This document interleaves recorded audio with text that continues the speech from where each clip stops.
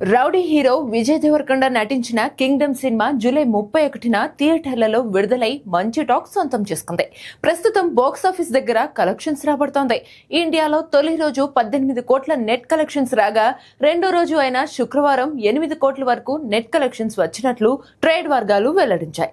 మొత్తంగా 2 రోజుల్లో భారతదేశంలో కింగ్డమ్ సినిమాకు 25 కోట్ల నెట్ కలెక్షన్స్ వచ్చాయి.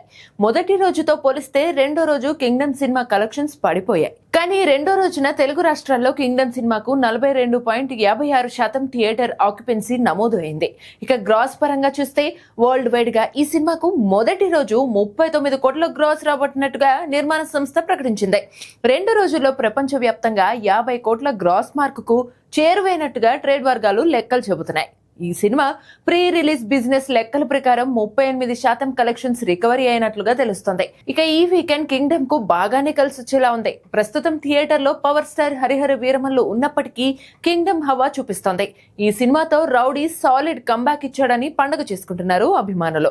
ఇక ఈ సినిమాను జెర్సీ దర్శకుడు గౌతమ్ తిన్ననూరి తెరకెక్కించగా, విజయ్ దేవరకొండ, భాగ్యశ్రీ బోర్సే హీరో హీరోయిన్లుగా నటించారు. సితారా ఎంటర్టైన్మెంట్ సంస్థ విజయ్ కెరీర్ లోని భారీ బడ్జెట్ తో ఈ సినిమాను నిర్మించింది. మరి లాంగ్ రన్ లో ఎంతవరకు రాబడుతుందో చూడాలి.